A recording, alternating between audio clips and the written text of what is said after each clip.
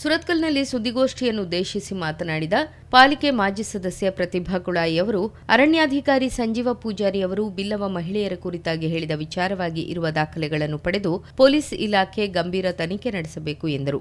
10,000 ದಾಖಲೆ ಇದೆ ಎಂದು ಸಂಜೀವ ಕಾಣಿಯೂರು ಹೇಳಿದ್ದಾರೆ. ಅರಣ್ಯ ಕಾಯುವ ಅಧಿಕಾರಿಗೆ ದಾಖಲೆ ಇದ್ದರೆ ಪೊಲೀಸ್ ಇಲಾಖೆಗೆ ಯಾಕೆ ದೊರಕಿಲ್ಲ? ಸಂಜೀವ ಪೂಜಾರಿ ಅವರನ್ನ ವಿಚಾರಿಸಬೇಕು, ದಾಖಲೆ ಪಡೆದು ತನಿಖೆಯಾಗಬೇಕು ಎಂದು ಒತ್ತಾಯಿಸಿದರು.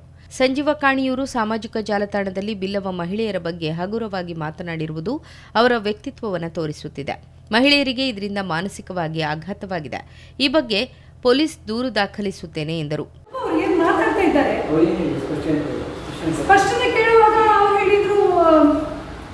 ಇಲ್ಲ, ನಾನು ಆ ರೀತಿ ಹೇಳಿದಲ್ಲ, ಈ ರೀತಿ ಹೇಳಿದಲ್ಲ ಅಂತ ಹೇಳಿ ನೋಡಿ. ಒಂದು ಸೋಷಿಯಲ್ ಮೀಡಿಯಾದಲ್ಲಿ ಅಥವಾ ಮೊಬೈಲ್ ಯುಗದಲ್ಲಿದ್ದೇವೆ, ಸೋಷಿಯಲ್ ಮೀಡಿಯಾ ಯುಗದಲ್ಲಿದ್ದೇವೆ. ನಾವು ಮಾತಾಡುವಾಗ 10 ಸಲ ಯೋಚನೆ ಮಾಡಬೇಕು, ನಾವು ಏನು ಮಾತಾಡ್ತಾ ಇದ್ದೇವೆ ಅಂತ. ಪ್ರತಿಯೊಂದು ಅಕ್ಷರದಲ್ಲೂ ನಾವು ಸ್ಪಷ್ಟೀಕರಣ ಕೊಡಬೇಕು.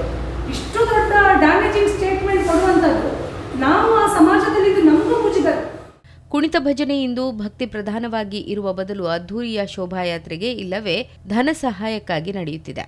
ಹೆಣ್ಣು ಮಕ್ಕಳು ಹಗಲಿರುಳೆನ್ನದೆ ಕಾಲಿಗೆ ಚಪ್ಪಲಿಯನ್ನು ಹಾಕದೆ ಈಗಿನ ಮಾಲಿನ್ಯದಿಂದ ಕೂಡಿದ ರಸ್ತೆಯುದ್ದಕ್ಕೂ ಕಿಲೋಮೀಟರ್ ಗಟ್ಟಲೆ ನಡೆಸಲಾಗುತ್ತದೆ. ಈ ಹಿಂದೆ ದೇವಸ್ಥಾನ, ಭಜನಾ ಮಂದಿರಗಳಿಗೆ ಸೀಮಿತವಾಗಿ ನಡೆಯುತ್ತಿದ್ದ ಭಕ್ತಿ ಸಂಕೀರ್ತನೆಗೂ ಈಗಿನ ಶೋಕಿಯ ರಸ್ತೆಯಲ್ಲಿ ಸೌಂಡ್ ಬಾಕ್ಸ್ಗಳನ್ನು ಹಾಕಿ ನಡೆಯುವ ಭಕ್ತಿ ಪ್ರಧಾನ ಅಲ್ಲದ ಕುಣಿತ ಭಜನೆಗೂ ತುಂಬಾ ವ್ಯತ್ಯಾಸವಿದೆ. ಇದಕ್ಕೆ ಪ್ರೋತ್ಸಾಹ ಅನಗತ್ಯ. ಇಂತಹ ಕಾರ್ಯಕ್ರಮಗಳಿಗೆ ಕಳುಹಿಸುವ ಹೆತ್ತವರು ಕೂಡ ತಮ್ಮ ಮಕ್ಕಳ ಸುರಕ್ಷತೆಯ ಬಗ್ಗೆ ಎಚ್ಚರಿಕೆ ವಹಿಸಬೇಕು ಎಂದು ಮನವಿ ಮಾಡಿದರು. ಹೆಣ್ಣು ಮಕ್ಕಳನ್ನು ಯಾರ್ಯಾರ ಮನೆಗೆ ರಾತ್ರಿ ಹೊತ್ತಲ್ಲಿ ಕುಣಿಸ್ಲಿಕ್ಕೆ ಕಳಿಸ್ತಾ ಇದ್ದಾರೆ, ಇದು ಸರಿಯಲ್ಲ. ಯಾರು ಆರ್ಗನೈಸ್ ಮಾಡ್ತಾನೆ ಅವನ ಮನೆಯ ಹೆಣ್ಣು ಮಗಳನ್ನು ಕಳಿಸ್ತಾನ, ಅವನ ಹೆಂಡತಿಯನ್ನು ಕಳಿಸ್ತಾನ. ಸೊ ನಾವು ನಮ್ಮ ಮಕ್ಕಳನ್ನು ಕಳಿಸುವಾಗ ಯೋಚಿಸಬೇಕು. ಧರ್ಮ